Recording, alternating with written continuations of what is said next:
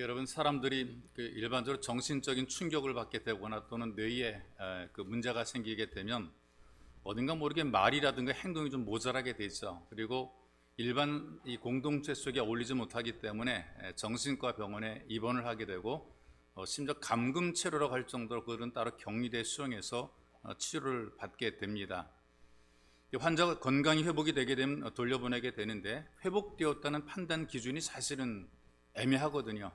본인들은 다 낫다 이렇게 얘기를 한다는 말이죠. 다 정상이라고 얘기를 하게 되는데, 하는 일을 또 하는 말을 들어보게 되면 정상이 아닌 경우들이 꽤 많이 있습니다. 정상으로 돌아왔는지 이걸 확인하는 그 시험 방법을 여러 가지로 이제 만들어내게 되는데요. 이런 그 하나의 방법이 있어요. 회복실에 수도꼭지를 틀어서 물을 똑똑 떨어지게 만들어 놓습니다. 그런 다음에 이제 환자에게 걸레주고 물을 닦으라 그래요. 여러분 같으면 어떻게 물을 닦겠어요? 여러분 같은 물을 닦을 때 어떻게 닦겠어요? 걸레주면서 물 좀 닦아라 그렇게 하게 되면 일단 수부터 잠그고 물을 닦겠죠. 물 떨어지는 그 똑똑거리는 소리가 나니까 잠궈놓고 물을 닦게 되는데, 근데 아직 치료가 안 된 사람들은, 나 정상이라고 우기는 사람들 가운데는 계속 딱 걸레질만 하는데, 똑똑 떨어지는 거 내버려 두고 걸레질만 계속 하면서 아이씨 식으로 계속 그만 닦고 있단 말이에요. 이 사람은 자기가 아무리 난 정상이라고 우겨도 이건 퇴원해서는 안 될 사람이라 그 말이죠. 이분의 문제가 어떤 것이냐면 환경이나 조건이 아니라 정신의 문제인 거란 말이에요. 이 정신만 회복이 되게 되면 이 정상이 되는데, 환경 조건, 물 떨어지는 환경이나 조건이 아니라 정신이 모자라니까 제대로 볼 수 없고 느낄 수 없고 감각이 없게 되는 거예요. 그래서 어떤 일 처리를 못하게 되는 것이란 말이죠. 그래서 여러분 영적으로도 마찬가지라고 생각이 되는데, 여러분들 환경이나 조건이 문제가 아니에요. 이게 회복되는 게, 이거 찾아지는 게 중요한 것이 아니라 하나님께서 하라고 말씀하신 것을 지키는 것, 이게 먼저 회복이 되어야 되는 것이란 말이죠. 환경이나 조건보다 회복되어야 될 것은 하나님 말씀을 따라 순종하는 삶의 태도와 자세가 회복이 되어야 되는 것입니다. 특별히 그 가운데 하나님께서 하라고 하신 것이 어떤 것인가? 기뻐하라, 그 다음에 감사하라, 기도하라. 이게 회복이 되면 이 삶의 자리가 달라지게 되어 있습니다. 여러분, 오늘날의 그리스도인들이 되게 똑똑해요. 듣는 것, 보는 것 많이, 영상으로, 책으로, 그 다음에 또 예배 자리에서 많이 듣기 때문에 똑똑해요. 그래서 조건이라든가 환경이 나의 기준에 맞도록 만들어져야 기뻐하고 기도하고 감사하는 그런 모습을 가지고 살아갑니다. 또 그런 데를 선호하고 찾고 있단 말이죠. 여러분, 사는 게 즐거워서 기뻐하는 건 누구나 다 할 수 있고요. 편안하게 기도할 수 있을 때에 그건 기도 충분히 할 수 있고요. 물론 그래도 안 하는 사람이 있긴 하지만요, 좋은 일이 생겨서 감사하는 것쯤은 누구나 다 할 수 있단 말이죠. 그런데 항상 감사하거나 늘 기도하거나 또 모든 일에 기뻐할 수 있는 것은 절대로 쉬운 일이 아닌 거예요. 그러나 그렇게 하라는 것이 하나님의 뜻이라 이런 말이 있어. 하나님께서 분명히 하나님의 뜻이라고 말씀했음에도 불구하고 사람들은 하나님의 뜻이 아니라 자기가 원하는 대로 살아갑니다. 얼마나 빗나가고 있는가, 이게 어떤 그 하나의 풍자적인 글로서 그 사람들의 신앙생활을 지적한 내용이 있습니다. 예수의 말씀을 듣고 예수를 따랐던 제자들이 있거든요. 그땐 뜨거웠잖아요. 그 뜨거웠던 사람들이 현대에 와서 어떻게 변질이 되었는가, 어떻게 변해버렸는가. 오순절 마가의 다락방에서 예배를 드린다고 광고를 돌렸어요. 처음 모였던 사람들은 120명이거든요. 그렇다면 최소한 120명 정도는 모여야 되는데 예배 출석한 사람이 한 40명 정도 모였대요. 그래가지고 수소문해 봤답니다. 완전히 콩가루가 되어 있는 상태예요. 첫째로 수제자 베드로는 가족과 함께 구입한 갈릴리 호수의 별장으로 주말 여행을 떠났습니다. 그 다음에 바돌로메는 예배 시간인데 집에서 앞치마 두르고 있어요. 손님이 오셨기 때문에 그걸 맞아야 된다는 거예요. 빌립은 가족들이 밤늦게도록 파티를 했기 때문에 휴유증으로 아직도 자빠져 주무시는 중입니다. 못 깨났어요. 안드레는 어떤 상태인가? 새 차를 구입하겠다고 주말인데 일찌감치 모터쇼 전시장에 가 있습니다. 마태는 근무처인 세무서에서 주말 수당을 준다 그러니까 시간 외 근무를 지금 하고 있어요. 요한은 어떻게 살아가는가? 사업상 얼마나 많은 사람과 만나는지 예약된 골프 계약이 있어가지고 그 골프를 치러 떠났어요. 도 많은 승진 시험이 주말에 겹쳤기 때문에 당연히 나오지 못했습니다. 그래서 불같은 성령이 망설이다가 다락방 앞에서 되돌아갔다, 이제 그런 안타까운 소식을 여러분들에게 전달합니다. 여러분, 기쁨과 기도와 감사가 있는 예배 자리에는 불같은 성령께서 임하셔서 함께하십니다. 성도의 삶이 다른 사람이 누리는 삶보다 부족하고 불편할 수가 있습니다. 아무리 최고급으로 도배를 해도 문화적으로나 환경적으로 뒤떨어지기도 해요. 우리가 여러분들이 사는 곳이라든가 교회를 굉장히 최고급으로 한다 할지라도 세상에 가게 되면 기가 막힐 정도로 아름답게 꾸며놓은 곳들이 많이 있습니다. 그러나 그럼에도 불구하고 성도들은 여전히 하나님의 자녀라는 사실이 있어 여러분과 저는 배부르게 만드는 떡으로만 사는 존재가 아니라 하나님 말씀으로 사는 사람들입니다. 근데 이게 잘 안 된다는 얘기죠. 미국의 소도시에 시골교회가 있는데 목사님이 부임하셨어요. 처음 교회 미국을 세우는 기초를 놓았던 청교도 정신으로 꽉 차 있는 그런 목사님이 청교도 정신이 회복돼야 된다고 강조를 했어요. 그래서 술에 취하는 것과 담배 피우는 것은 죄악이라고 설교를 했어요. 예배를 마친 다음에 장로님 한 분이 다가오십니다. 성도들의 3분의 1이 담배 농사를 짓는데 목사님 그렇게 말씀하시면 너무나 곤란합니다. 이렇게 얘기를 하는 거예요. 그 다음 주에는 도박을 하지 말라 이렇게 얘기를 했습니다. 특별히 이 경마처럼 도박성이 강한 것은 전혀 하나님 뜻이 아니라고 설교를 했어요. 또 다른 장로님이 심각한 얼굴로 찾아왔습니다. 목사님, 교인들의 3분의 1이 경주마를 기르고 있습니다. 그 다음 주에는 이 밀수하는 것은 정말 나라를 말아먹는 나쁜 것이다 이렇게 말씀을 선포했더니 그 다음 주에는 장로님 한 분이 아예 안 나왔어요. 그 장로님 밀수로 돈을 번 분이거든요. 예배를 드리지만 예배 속에도 하나님 말씀을 듣지 못하게 되면 아무런 역사가 일어나지 않게 되어 있습니다. 우리 하나님께서는 말씀을 통해서 여러분들에게 가장 좋은 것을 주시려고 합니다. 모든 부모들이 자녀에게 좋은 것을 주려는 그런 똑같은 마음이거든요. 슈퍼에서 5,000원짜리 과자를 싸주려고 그러는데 애가 싫다는 것은 불량식품인 1,000원짜리 막대사탕을 달라고 땡깡인 거예요. 2,000원짜리 알사탕을 사주려고 하니까 500원짜리 신호등 먹겠다는 것은 좋은 것을 준다 그래도 내가 원하는 불량식품을 먹으려고 그러는 거예요. 여러분 하나님께서 우리들에게 좋은 것을 주시길 원하십니다. 근데 사람들이 이것도 모르고 싫다느니 좋다느니 불평이 많은 것은 하나님께서 우리에게 하라고 하시는 그 모든 것들은 다 좋은 것입니다. 하나님이 우리에게 주시는 것들은 다 좋은 것입니다. 혹시 힘들고 어렵더라도 이것은 다 좋은 것입니다.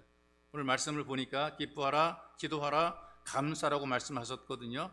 이 기쁨과 기도와 감사가 회복이 되면 우리는 더 좋은 삶, 더 나은 삶을 살게 되는 것이고 또 복 있는 삶을 살게 됩니다. 우리를 행복하게 해주시려고 더 복되게 살게 만들어 주시려고 우리들에게 주신 말씀입니다. 그래서 여러분 환경과 조건이 바뀌길 변하지 마시고 이 말씀을 받아서 이 말씀대로 회복이 되기를 기도해야 되는 것입니다.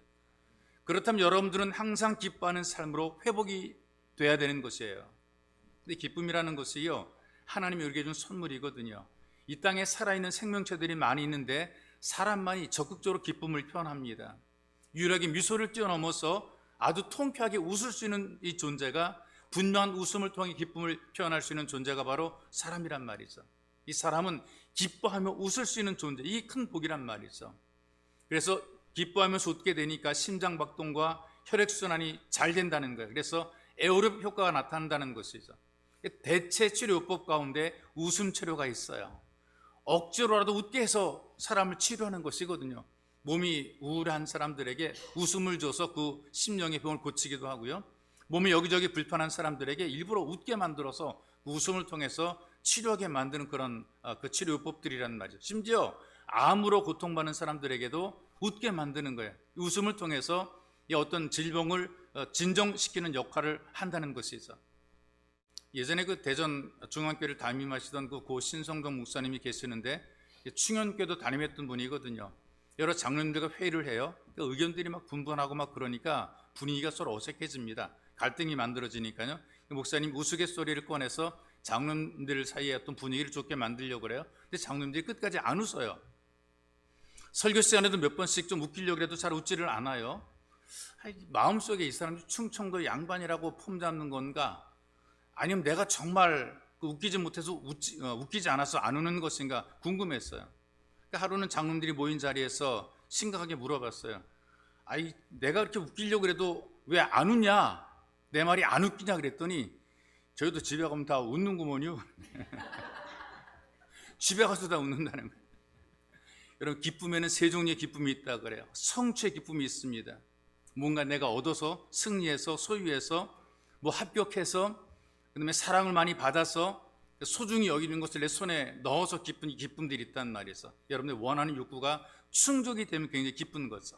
이런 이 즐거움들은 내 욕구가 실현이 될 때에 기쁜 거예요.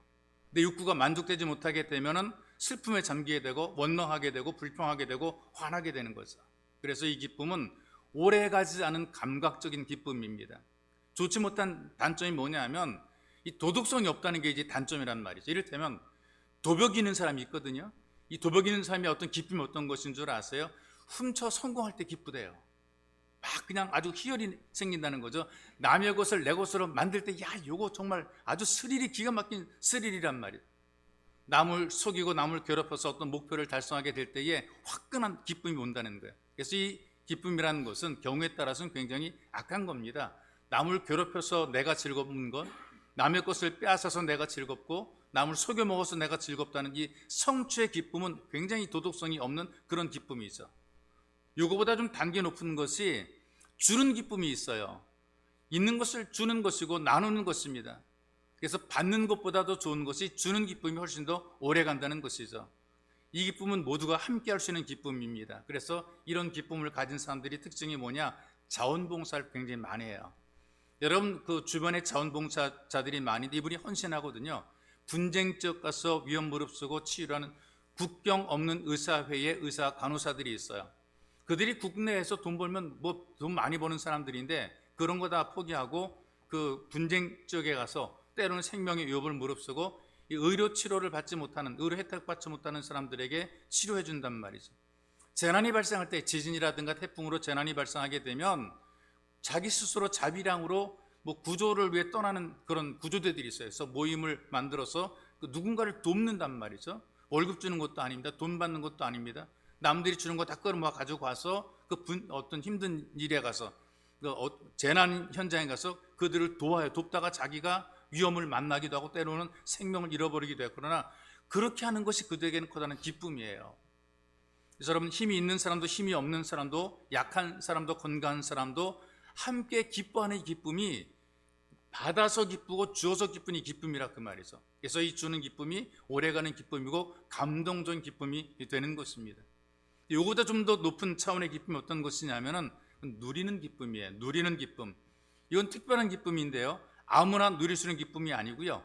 예수 그리스도를 주님으로 모신 사람들만이 누릴 수 있는 기쁨이라 그 말이죠. 그래서 아무도 가지지 못할 뿐 아니라 누구도 빼앗지 못하는 기쁨이에요. 내 속에 있는 기쁨을 빼앗아 갈 수가 없습니다.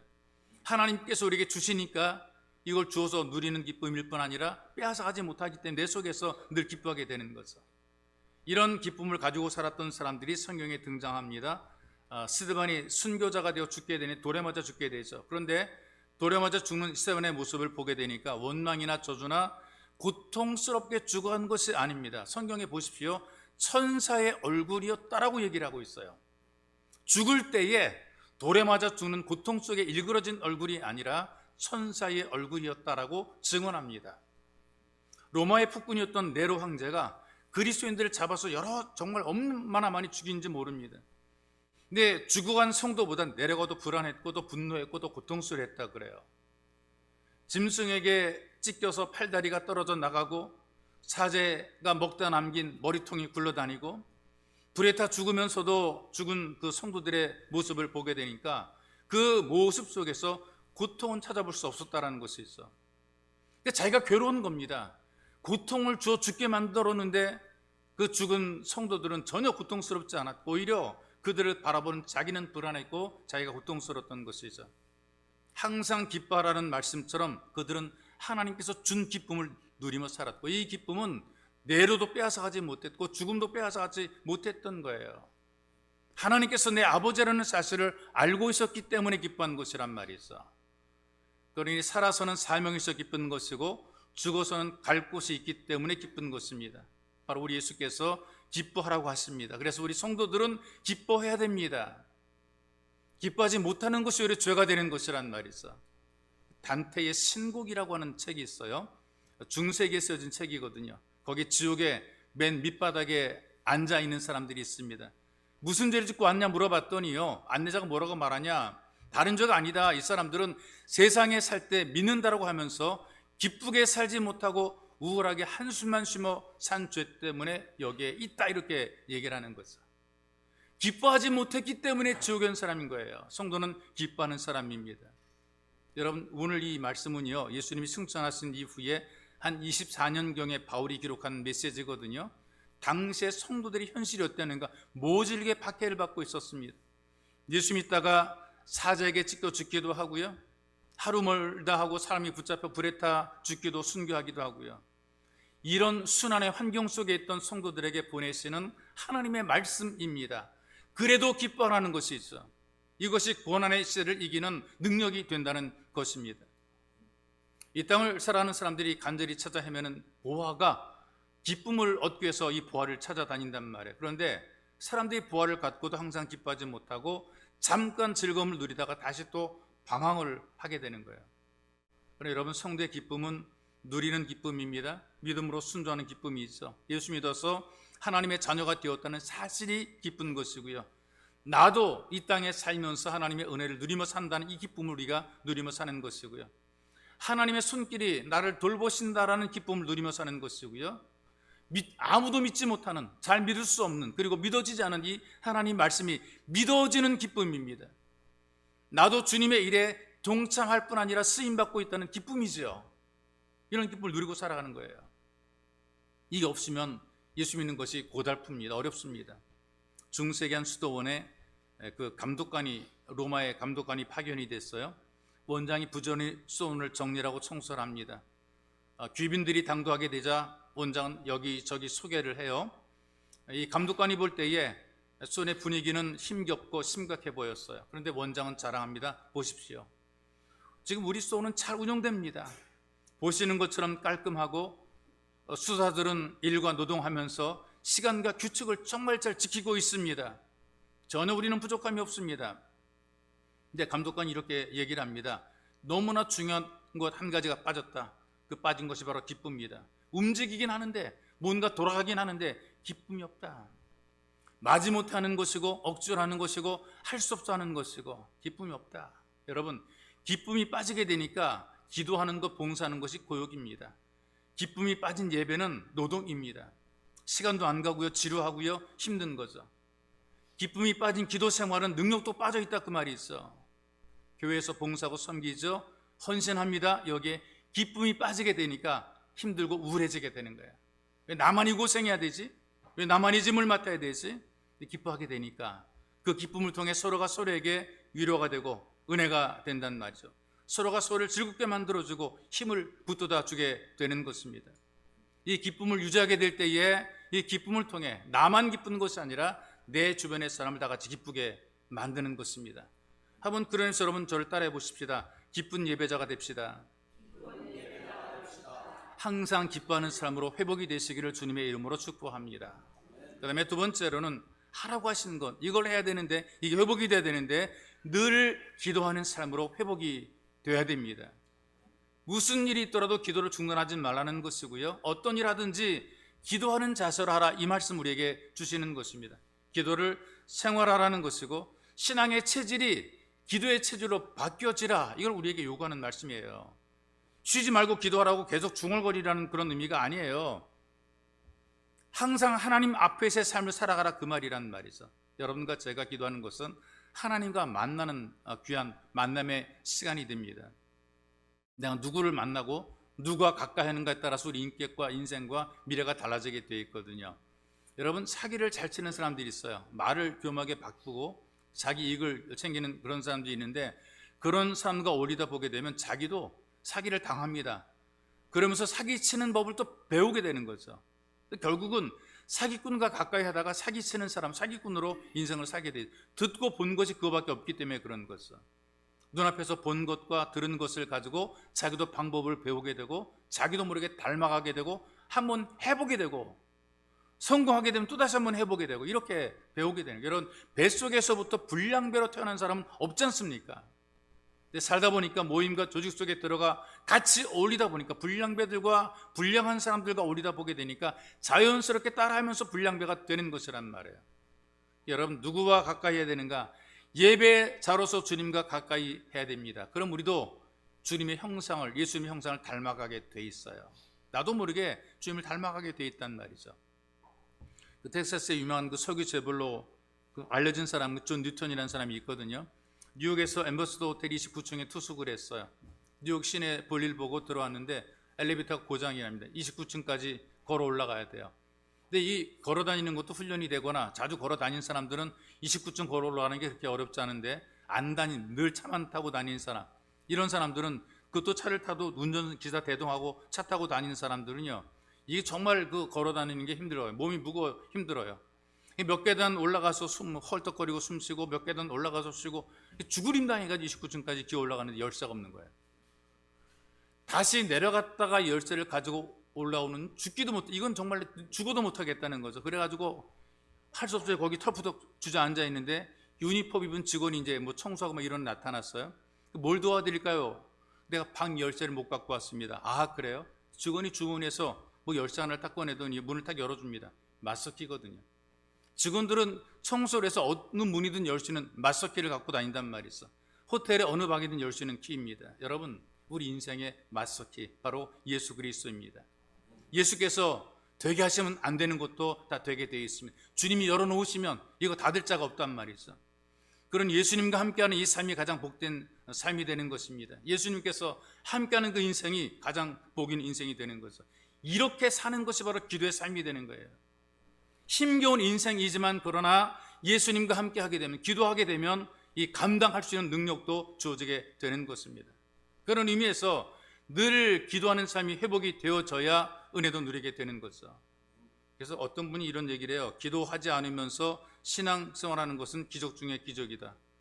어떻게 기도하지 않고 그렇게 오래도록 교회를 다닐 수가 있는지, 그게 기적이다. 오래도록 다니는데 기도하지 않고도 오래 다니는, 이게 기적이란 말이 있어요.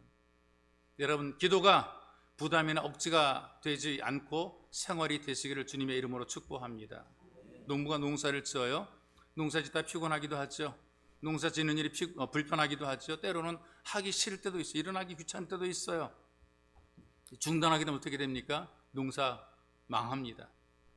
힘들어도 기도하고 피곤해도 기도해야 되는 것입니다. 어려울수록 더 기도하게 되면 좋은 것을 응답해 주십니다. 사무엘 선지자가 이렇게 얘기를 해요. 기도에 쉬는 죄를 범치 않겠다. 기도하면 좋은 것이다, 그 정도가 아니고요. 기도해야 될 사람이 기도하는 일에 몸들이고 시간 들이지 않은 것은 죄라, 이렇게 얘기를 하는 것입니다. 하나님께서 우리에게 준 은혜 가운데 이 귀한 것이 내가 하나님께 기도할 수 있는 것이, 이것이 가장 귀한 은혜인 것입니다. 그래서 여러분, 기도는 짐이 아니라 바로 하나님의 선물이고 하나님의 은혜인 것이죠. 우리에게 주어진 특권입니다. 쉬지 말고 기도하라, 이 말씀은 기도를 즐기라는 것이에요. 명령이기 이전에 행복 의뢰의 초대라, 그 말이 있어. 기도 아무나 하는 것 아니고요. 하나님의 자녀들만이 가질 수 있는 특권입니다. 하나님을 아버지라 부르는 그 사람들만이 가지는 특권이란 말이 있어. 그래서 부담스럽게 지고 하는 짐이 아니라 오히려 마음껏 누리는 즐거운 행복이 되는 거예요. 여러분, 우리 주변에 사람들이 살아가는 모습을 한번 보세요. 어떤 문제를 해결하려고 할 때에 높은 사람 만나고 그래요. 뭐 제 주변에도 보게 되면 뭐 어떤 문제를 해결할 필요가 있어. 그럼 뭐 구청 찾아가고 뭐 그다음에 뭐 국회의원 찾아가고 막 그런단 말이죠. 그런 높은 사람들을 만나려고 줄을 댑니다. 어떤 일이 있으면 얼굴 도장 찍으려고 부지런히 막 다녀요. 뭐 경조사에 열심히 다닌단 말이죠. 그리고 그 집의 굳은 일도 감당해요. 서러움까지도 감수하고요. 높은 사람에게 줄을 대기 위해서 꼬바리에 서가지고 사진 한 방이라도 찍으려고 얼마나 애를 쓰는지 몰라요. 내가 이 사람과 가깝다라는 걸 증명하려고 저 구석에 서가지고 그 얼굴 겨우 나오는 사진을 찍는다, 그 말이 있어. 뭔가 세상에 살면서 문제를 풀어가기 위해서, 어떤 문제를 해결하기 위해서 높은 사람 만나려고 그러고 그 일에 역할하는 사람, 중요한 사람을 만나려고 그러고, 이게 만나려고 애를 쓰는 모습을 보게 돼요. 근데 여러분들이 하나님 만나려고 그럴 때에 장소도 제한이 없습니다. 때도 제한이 없습니다. 언제든지 만날 수 있는 것이란 말이에요. 무엇이나 의논할 수 있고 다 말씀드릴 수 있고, 하나님 어떤 문제도 거절하지 않으시고 아무리 시시한 문제라도 기쁘게 의논할 수 있고, 그래서 쉬지 말고 기도하라, 이 말씀이 우리에게 주어진 참으로 복 있는 말씀입니다. 이 땅을 사는 사람이 누리는 최고의 기적이에요. 하나님을 아버지라 부르는 기적이고, 늘 하나님을 만날 수 있는 기적이고, 바로 하나님 아버지에게 기도할 수 있는 것이 기적입니다. 여러분도 늘 기도하는 기적의 자리에 동참하시기를 주님의 이름으로 축복합니다.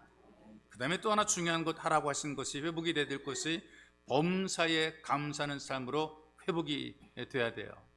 여기 범사에 감사라 이 말씀은 어떤 형편에서든지 모든 일에든지 또 무슨 일이 일어나든지 다 감사라 이런 의미가 있단 말이죠.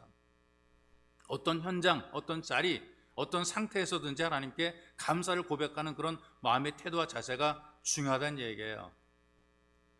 엄마가 어린 형제를 데리고 시골 외갓집을 방문했어요. 길 가는 길에 어릴 때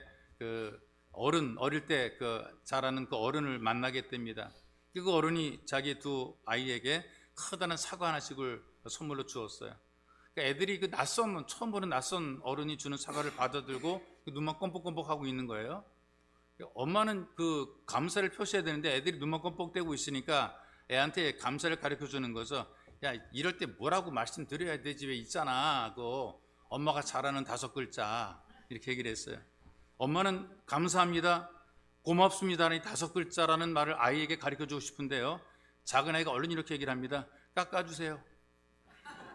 큰 아이가 뭐라고 말하는 줄 아세요? 아이, 뭘 이런 걸 다.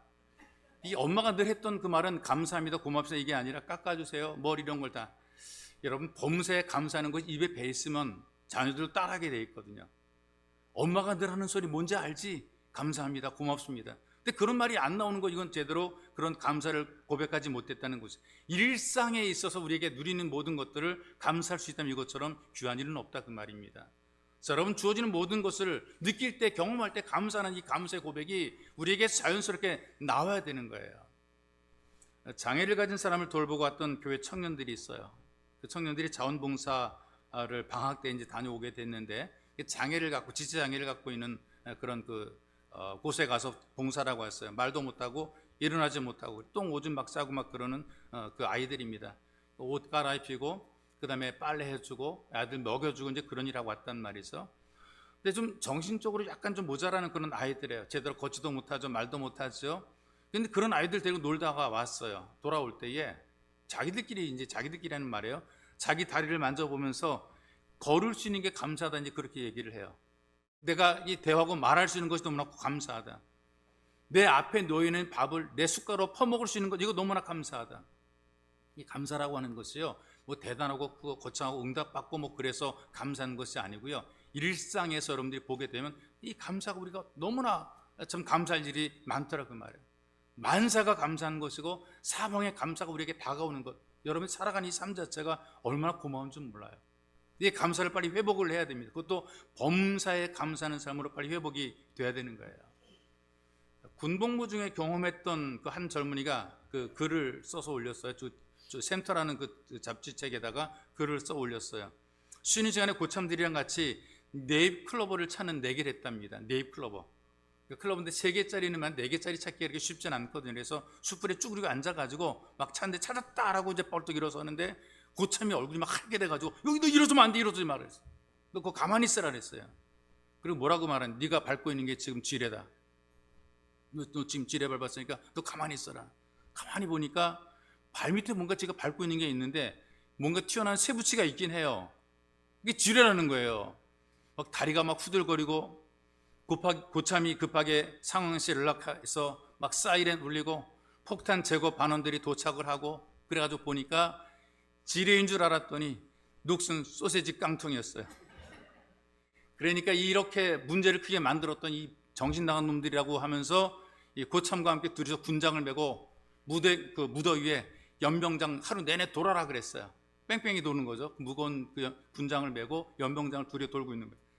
다른 때 같았으면요, 원망 불평 속으로 이쌍저쌍 막 했을 터인데 그날은 기분이 너무나 좋더라는 거예요. 둘이서 무거운 짐을 지고 땀 흘리고 연병장 도는데 왜 그렇게 기분이 좋은, 지뢰가 아니라서 살아난 것이 얼마나 감사한지 기분이 좋았다니 그런 글을 써놨더라고요. 여러분, 하나님께서는 주님과 멀어진 우리를 버리지 않고 붙잡아 주십니다. 벌레처럼 땅의 것을 찾아 헤매게 될 그 눈을 들어서 하나님 바라보게 만들어 주셨고요, 우리가 지나치게 물질의 탈목을 품을 때에 쓴 잔을 주어서 경고를 하십니다. 잘못했을 때에 십자가를 바라보면서 회개할 수 있도록 우리들에게 마음의 감동을 주었어요. 우리들이 호흡할 수 있는 그 날을 연장해 주었잖아요. 그래서 우리가 이 예배의 자리에 동참하게 된 것이고요, 또 한 번의 단풍의 아름다움을 보게 만들어 놓으셨습니다. 얼마나 감사합니까? 일할 수 있는 기회를 주었고, 회개할 수 있는 여유를 주었으며, 사랑할 수 있는 시간을 주었고, 베풀 수 있는 날들 우리에게 주어 놓았습니다. 불황이다, 못 산다, 어렵다라고 말하는 이 속에서도 이만큼 살아가게 만들어 놓으셨어요. 우리 생애, 우리 인생 속에서 실수 많았고 실패도 있었지만, 그러나 다시 한번 일어날 수 있는 힘도 주었습니다. 눈물 속에 푹 빠지지 않게 하고, 눈물은 흘렸지만 그러나 거기 빠지지 않게 했고, 불운이 겹치고 겹쳐서 병들어 누웠을 때에도 하나님께서 우리를 떠나지 않고 우리를 붙잡아 주었단 말이죠. 그러니 여러분들의 범사가 주님의 은혜이기에 감사가 회복이 되어야 되는 것입니다. 여러분, 머릿속에 있는 쇳가루를 손으로 찾아낼 수는 없잖아요. 그런데 자석을 갖다 대고 한번 훑어내게 되면 다 찾아지게 됩니다. 이것은 여러분들이 고백되는 이 감사의 분량이 바로 은혜의 분량인 거예요. 하나님 앞에 마음속에 우러나는 감사가 넘치게 될 때 이것이 바로 여러분들이 받고 있는 은혜의 분량이라 그 말이 있어. 여러분들이 고백하는 감사가 바로 여러분들의 믿음이 되는 것입니다. 예배자인 여러분들에게 기쁨과 기도와 감사가 회복되시기를 주님의 이름으로 축복합니다. 우리 기도합시다. 11월의 첫 주입니다. 특별히 감사절을 준비하고 감사절을 맞이하며 11월은 감사의 달입니다. 하나님, 이 귀한 11월을 맞이하면서 우리가 기쁨이 충만하게 만들어 주옵소서. 주께서 기뻐하라고 했기에 내가 누리는, 내가 받는, 내가 살아가는 내 삶 현장에서 기쁨을 찾고 발견하게 도와주시고, 하나님 내게 줄 기쁨을 아무도 빼앗아갈 수 없는 주어진 기쁨을 누리게 만드시고, 이 기쁨으로 하나님의 영원롭게 하는 예배자가 되게 만들어 주옵소서. 그리고 늘 기도하게 하옵소서. 하나님과 가깝게 지내며 하나님 앞에 기도하여 기도를 통해 교제하고, 기도를 통해 회복이 되고, 기도를 통해 누리며, 기도를 통해 받고, 기도를 통해 힘을 얻을 수 있도록 은혜 베풀어 주옵소서. 그리고 감사가 회복이 되어서 만사 우리가 사방에 보여주는 그 모든 것들이 다 하나님의 은혜라, 이런 감격적인 고백을 하며 행복한 예배자가 되기를 같이 기도하기 원합니다. 기도하겠습니다. 살아계신 아버지, 고맙습니다. 우리에게 은혜와 사랑을 베풀어 주어서 하나님의 집으로 불러주시고, 우리로 하여금 이 복 있고 이 감격스러운 예배 자리에 부르셔서 하나님의 은혜 누리게 도우시니 너무나 고맙고 감사합니다. 마음과 생각을 붙잡아 주고 해주시고, 우리로 하여금 하나님의 은혜에 거기에 만들어 주시니 너무나 고맙습니다. 특별히 살아계신 하나님 아버지, 기뻐하라 말씀했기에 환경이 좋아서, 환경이 좋아져서 기뻐하는 것이 아니라, 내가 좋은 일이 있어 기뻐하는 것이 아니라 말씀하심에 순종해서 기뻐하는 삶이 되게 만들어 주시고, 하나님 내게 드릴 기쁨을 그 누구로 빼앗아갈 수 없사오니 이 땅에 살면서는 사명을 다해 기뻐하는 것이고, 죽어서는 우리의 갈 곳이 있어 기쁜 이 귀한 기쁨의 마음을 유지하며 살 수 있도록 인도하시고, 이 기쁨이 주님 우리 속에서 유지가 되게 만들어 계속되게 만드시고, 우리의 예배가 기쁨의 예배가 되게 주님 도와줘. 예배를 드리는 것이 우리의 기쁨이 되게 하시고 감격이 되게 만들어 주시옵소서. 하나님, 늘 기도하는 참사기를 원하며 소망합니다. 범사의 기도라 말씀하시는 것처럼 하나님과 가까워지게 하시고, 하나님과 친해지게 도와주시고, 은혜를 누리며 살게 도와주시며, 하나님과 기도를 통해서 이 땅에 사는 그 모든 삶들의 문제를 풀어가며 해결하게 도와주시고, 막힌 것들이 풀어지고 열려지게 만들어 주옵소서. 말씀 기아처럼 주님께서 열어놓은 그 문을 다 닫을 수 없사오니 하나님 은혜를 마음껏 누리며 살아가는 복이 있는 예배자의 삶을 살아가도록 하나님께서 은혜 베푸시길 간절히 원하며 소망합니다. 하나님, 만사 우리에게 주어진 모든 것들은 다 좋은 것이기에 하나님께 감사하게 도와주옵소서. 눈 뜨고 일어나 우리가 누리는 것, 경험하는 것, 보는 것 다 하나님의 은혜이기에 감사하며 살게 도와주시고, 이 말씀을 순종해서 우리 인생, 우리의 삶이 복되고 진실되게 회복이 되며 더 큰 은혜를 누릴 수 있는 복된 삶의 자리에 나가게 만들어주시고, 하나님 말씀에 이끌 순종할 때에 우리의 고질적인 문제도 풀어주고 해결되게 도와주옵소서. 하나님 아버지, 막힌 문제가 풀어질 뿐 아니라 육체의 질병도 해결되게 도와주시고, 마음의 은혜도 치유가 되고 풀어지게 만들어 주시옵소서. 살아계신 하나님, 하나님께서 말씀하신 대로 순종할 때에, 하나님의 뜻대로 살아갈 때에 잘 되는 것, 복되는 것 알게 만들어 주시고, 복의 통로로 귀하게 쓰임받기 위해서 우리가 주께서 말씀하신 것처럼 기뻐한 예배자, 기도하는 예배자, 감사하는 예배자로 회복이 되게 도와주시고, 말씀대로 순종할 때 막힌 것들이 열려지고 안 되는 것 되게 만들어 주시고, 육체의 연약함과 질병까지 치유되고 고침받는 놀랍고 귀한 기적의 역사가 만들어지도록 은혜를 베풀어 주옵소서. 보배로 오신 예수님의 이름으로 기도하옵나이다. 아멘.